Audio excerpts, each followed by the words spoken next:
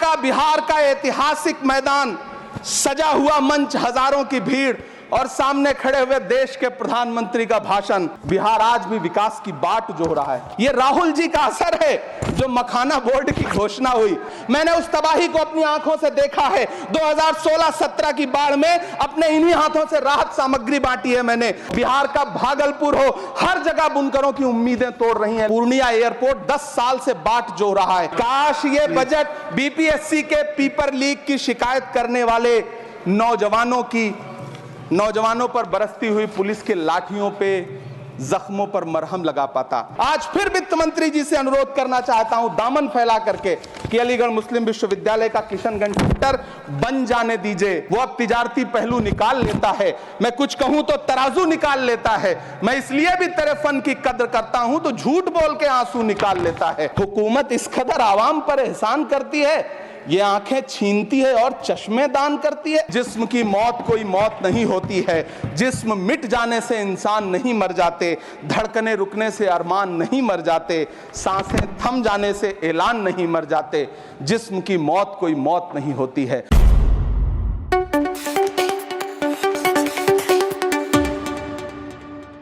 कभी सुदामा पांडे धूमिल जी ने कहा था कि एक आदमी रोटी बेलता है, एक आदमी रोटी खाता है, एक तीसरा आदमी भी है जो न रोटी बेलता है न रोटी खाता है, वो सिर्फ रोटी से खेलता है। वो तीसरा आदमी कौन है? मेरे देश की संसद मौन है। सभापति महोदय, वो भी क्या दिन थे जब संसद में देश का बजट पेश होता था तो देश की सड़कें ठहर जाया करती थीं। रेल बजट पेश होता था तो लोगों की उम्मीदें रेल के डिब्बों की तरह पटरियों पर दौड़ने लगती थीं। पूरा देश धड़कने रोक करके वित्त मंत्री और रेल मंत्री को सुना करता था। अफसोस, अब बजट पेश हो जाता है, मीडिया चैनल सरकार का महिमा मंडन करते हैं और बेचारी जनता बजट के आंकड़ों के शब्द जाल में उलझी हुई महीनों बाद समझ पाती है कि उसका तो फिर से कट गया। सभापति महोदय, पिछले 2 साल अमृतकालीन बजट पेश किए गए और इस बार एक नई शब्दावली गढ़ी गई है, तुष्टीकरण बनाम संतुष्टीकरण का बजट। सभापति महोदय, सुनने में कितना अलंकारिक लगता है ये शब्द। सोच रहा हूं देश की वित्त मंत्री और प्रधानमंत्री जी से पूछूं कि आखिर किसकी संतुष्टि? जिस बजट में मनरेगा के लिए 1 रुपए की बढ़ोतरी ना हो, वही पुराना 86,000 करोड़, जबकि पहले ही 9,754 करोड़ का घाटा हो। जिस मनरेगा से करोड़ों मजदूरों के घर में चूल्हा जलता हो, उस मनरेगा में काम करने वाले गरीब मजदूरों के लिए अगर आपके खजाने से 1 रुपया भी इजाफी नहीं निकल सका तो भला कौन संतुष्ट हुआ साहब? इस देश का गरीब मजदूर या आपके उद्योगपति दोस्त? वो जो महाराष्ट्र में लोकसभा और विधानसभा के बीच में 40 लाख मतदाता बढ़ाए गए थे, अरे उन्हीं के लिए मनरेगा का थोड़ा सा बजट बढ़ा देते। क्या उसमें मनरेगा का एक भी मजदूर नहीं था 40 लाख लोगों में? सारे के सारे 12 लाख की छूट वाले से आगे के लोग थे। सभापति महोदय, कल जब वित्त मंत्री जी देश की संसद में भाषण दे रही थी तो वहां मुंबई में कोई गरीब इंसान जब अपनी जेब टटोल करके अपनी मोटरसाइकिल में 1 लीटर पेट्रोल भरवा रहा था तो उस पेट्रोल की कीमत थी 103 रुपया प्रति लीटर। आखिर इतना महंगा पेट्रोल डीजल खरीद के कौन संतुष्ट हो रहा है? इस देश के गरीब लोग या फिर सरकार के चहेते धन्ना सेठ? सभापति महोदय, वित्त मंत्री जी इस बजट को मध्यम वर्ग को संतुष्ट करने वाला बजट बता रही हैं। अरे मैडम, हम आप यहां पर बैठे रहते हैं और वहां बाहर इसी दिल्ली में 1 लीटर दूध, चाहे वो अमूल का हो या फिर मदर डेयरी का हो, उसकी कीमत 73 रुपए लीटर है। इतना महंगा बेच करके कौन संतुष्ट हो रहा है? गरीब जनता या आपके धन्ना सेठ दोस्त? सभापति महोदय, इस सरकार का बाजार और महंगाई पर कोई नियंत्रण नहीं रह गया है। चाहे देश में लहसुन 400 रुपए किलो बिक जाए, टमाटर 100 रुपए किलो बिक जाए, प्याज का दाम सुनकर आंखों में आंसू आ जाए, लेकिन वित्त मंत्री महोदया बजट में महंगाई का मां भी नहीं बोलती हैं। बच्चों की किताब और पेंसिल तक पर टैक्स लगाने वाले सरकार से मैं पूछना चाहता हूं कि आप मध्यम वर्ग का हितैषी बताते हैं, खुद को तो शर्म नहीं आती है? खुद को धार्मिक कहने वाली सरकार भगवान श्री कृष्ण के प्रिय खाद्य पदार्थों दही और मक्खन तक पर जीएसटी लगाती है और बात करती है मध्यम वर्ग की हिमायती होने की। जिंदा रहते हुए जनता से हर चीज पर टैक्स वसूलने वाली यह सरकार कम से कम मरने पर तो लोगों को बख्श देती, लेकिन नहीं, वहां भी लूटना है। अंतिम संस्कार के सामान, अगरबत्ती, धूप बत्ती, केवड़ा जल, चंदन पाउडर, जौ, बताशा, काला तिल, पंचरत्न, कपूर और कफन तक पर टैक्स लेने वाली यह सरकार किस मुंह से खुद को मध्यम वर्ग का हितैषी बताती है? कौन सी संतुष्टि, किसकी संतुष्टि? कदम कदम पर टैक्स देकर लूटने वाली जनता की, या फिर जनता से टैक्स वसूल करके धन्ना सेठों का खजाना भरने वाली सरकार की? किसकी संतुष्टि? सभापति महोदय, 18 अगस्त 2015 आरा का बिहार का ऐतिहासिक मैदान, सजा हुआ मंच, हजारों की भीड़ और सामने खड़े हुए देश के प्रधानमंत्री का भाषण। बिहार के भाइयों बहनों, आज मैं बिहार के लिए पैकेज की घोषणा कर रहा हूं। 50,000 करोड़ कर दूं कि ज्यादा कर दूं? अखिलेश भाई, 60,000 करोड़ कर दूं कि ज्यादा कर दूं? 70,000 करोड़ कर दूं कि ज्यादा कर दूं? 80,000 करोड़ कर दूं कि ज्यादा कर दूं? चलो, मैं बिहार को 1.25 लाख करोड़ का पैकेज दे रहा हूं। 10 साल हो गए सभापति महोदय, वही ढाक के 3 पात। बिहार आज भी विकास की बाट जो रहा है। भाषण आज भी प्रधानमंत्री जी के यूट्यूब चैनल पर सुना जा सकता है। जो झूठ बोल के करता है मुतमईन सबको, वो झूठ बोल के खुद मुतमईन नहीं होता। सभापति महोदय, ये तो राहुल जी का असर है। कौन सा शब्द सर, कौन सा शब्द? झूठ। ठीक है सर, मिथ्या बोल करके, जो मिथ्या बोल के करता है मुतमईन सबको, वो मिथ्या बोल के खुद मुतमईन नहीं होता। ये राहुल जी का असर है। जो मखाना बोर्ड की घोषणा हुई, अखिलेश जी आपको याद होगा, भारत जोड़ो न्याय यात्रा में 30 जनवरी 2024 को बिहार के रंगभूमि मैदान में राहुल गांधी जी का पूर्णिया में भाषण था और उसमें मखाना को लेकर उन्होंने आवाज उठाई थी। यह उनका असर है कि आपको मखाना बोर्ड बनाना पड़ा, वरना तो आप मैखाना बोर्ड बनाने वाले लोग हैं। सभापति महोदय, बिहार को झूठे पैकेज और चुनावी दिलासे देना बंद करिए।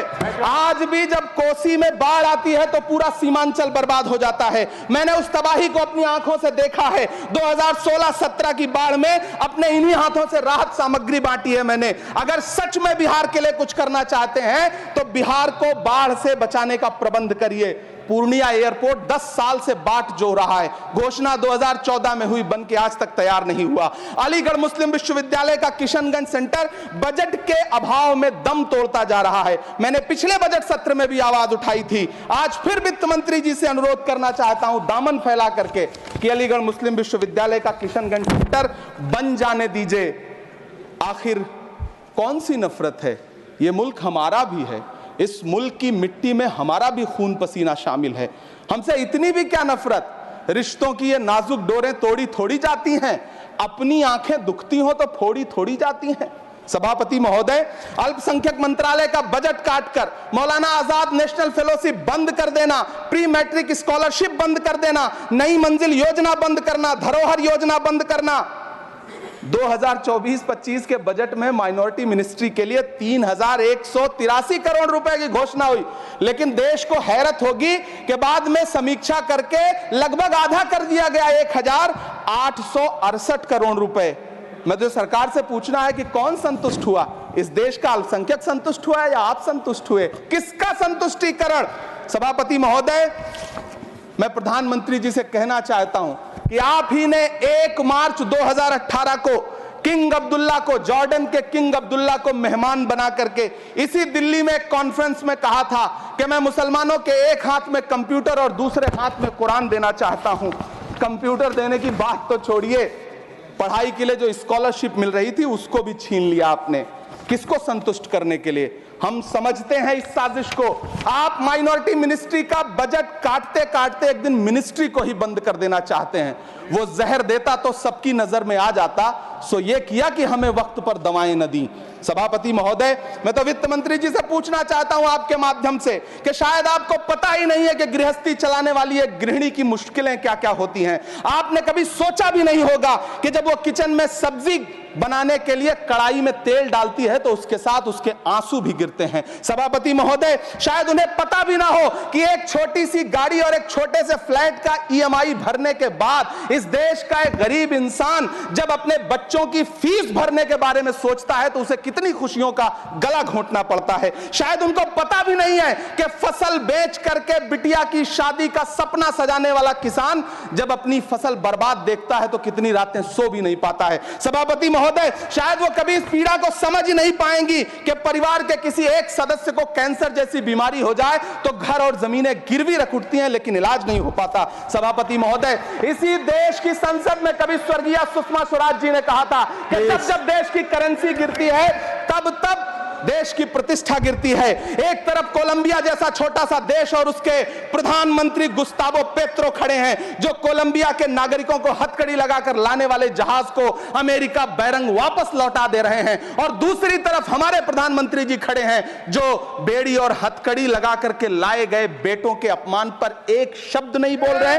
सभापति महोदय, मैं इतिहास के पन्ने पलट रहा हूं, मुझे दो किरदार याद आ रहे हैं। एक तरफ निक्सन के 7वें बेड़े की धमकियों के सामने लोहे की तरह अडिग इंदिरा गांधी खड़ी हैं, तो दूसरी तरफ खुद ही नमस्ते ट्रंप का नारा लगाते हुए प्रधानमंत्री जी खड़े हैं। मेरे कानों में सुषमा स्वराज जी की आवाज गूंज रही है। बहुत कम बोलने वाले डॉक्टर मनमोहन सिंह ने बहुत ज्यादा बोलने वाले प्रधानमंत्री जी को जब देश की बागडोर सौंपी थी तो $1.58 का था, आज 85 से 87 के बीच में झूल रहा है। इन दिनों रुपए की अहमियत गिरती है तो न तो देश की प्रतिष्ठा गिरती है, ना प्रधानमंत्री की गरिमा। जिस देश में 80 करोड़ लोगों को 5 किलो राशन के लिए कतारों में लगना पड़ता हो, उस देश में यह सरकार 12 लाख तक के टैक्स न लेने के लिए अपनी पीठ थपथपा रही है। हुकूमत इस कदर आवाम पर एहसान करती है, ये आंखें छीनती है और चश्मे दान करती है। सभापति महोदय, महाराष्ट्र का भिवंडी हो, मालेगांव हो, इचल करंजी हो, यूपी का बनारस हो, मुआयमा हो, मुबारकपुर हो, रांची का छोटा नागपुर हो, बिहार का भागलपुर हो, हर जगह बुनकरों की उम्मीदें तोड़ रही हैं, लेकिन इस सरकार के पास उनके लिए कुछ भी नहीं है। मुरादाबाद का पीतल उद्योग, कानपुर का चमड़ा उद्योग, सहारनपुर का लकड़ी उद्योग, फिरोजाबाद का चूड़ी उद्योग, अलीगढ़ का ताला उद्योग, सब सरकारी प्लानिंग से तबाह हो रहे हैं। इन तमाम के बीच सरकारी सपोर्ट से बस एक उद्योग फल फूल रहा है, नोएडा का नफरत उद्योग। सभापति महोदय, जिस देश में 40 से 45% मेडिकल फैकल्टी की सीट खाली हो, वहां बजट में 75,000 नए मेडिकल सीट्स का ऐलान हो रहा है। सरकार बहादुर, कम से कम इस देश के पढ़े लिखे युवाओं को तो मूर्ख समझना बंद करिए। वो अब तिजारती पहलू निकाल लेता है। पहले 7500 मेडिकल सीट्स बाद में बनाइएगा, पहले जो एम्स में 2161 पद खाली पड़े हैं उनको तो भर दीजिए। वो अब तिजारती पहलू निकाल लेता है। मैं कुछ कहूं तो तराजू निकाल लेता है। मैं इसलिए भी तेरे फन की कद्र करता हूं तो झूठ बोल के आंसू निकाल लेता है। सभापति महोदय, फिर झूठ आया है, मैं उसे मिथ्या कर दे रहा हूं। शायरी में बार बार आ जाता है, क्या करूं महोदय। काश ये बजट, सभापति महोदय, वो एक शब्द मैं मिथ्या कर दे रहा हूं सर, वो एक शब्द को हटा दीजिए। ध्यान रखें, ऐसे जो भी शब्द होंगे आपके वहां। सभापति महोदय, काश ये बजट बीपीएससी के पेपर लीक की शिकायत करने वाले नौजवानों पर बरसती हुई पुलिस के लाठियों पे, जख्मों पर मरहम लगा पाता। सभापति महोदय, पिछले 80 दिन से 70 साल का एक बुजुर्ग एमएसपी की लीगल गारंटी मांगता हुआ आमरण अनशन पे बैठा हुआ है। काश ये बजट किसान नेता जगजीत डल्लेवाल की टूटती हुई सांसों की पीड़ा सुन पाता। काश ये बजट प्रतियोगी परीक्षाओं की तैयारी के लिए दिल्ली, कोटा, पटना, अहमदाबाद जैसे शहरों में, इलाहाबाद जैसे शहरों में किताबों के साथ गल रहे युवाओं के सपनों को जिंदगी दे पाता। काश ये बजट वंदे भारत के सुनहरे विजुअल के बजाय देश की गरीब जनता को कुछ और पैसेंजर ट्रेनें दे पाता। काश ये बजट सीनियर सिटीजन को ट्रेन टिकटों में मिलने वाली रियायतें वापस लौटा पाता जिनको सरकार ने कोविड के नाम पे छीन लिया था। काश ये बजट किसानों की राह में कीले नहीं बल्कि कालीन बिछाने वाला बन पाता। काश ये बजट सरकारी मालिकों को यह समझा पाता कि नेहरू को कोसने से अर्थव्यवस्था नहीं सुधरेगी, उसके लिए डॉक्टर मनमोहन सिंह साहब की अर्थ नीति अपनानी पड़ेगी। पिछले 11 साल से नेहरू जी को कोस रहे हैं। आखिर कब तक कोसिएगा? थोड़ा पंडित नेहरू जी के बारे में पढ़िए, तब पता चले कि पंडित नेहरू की शख्सियत का नाम है।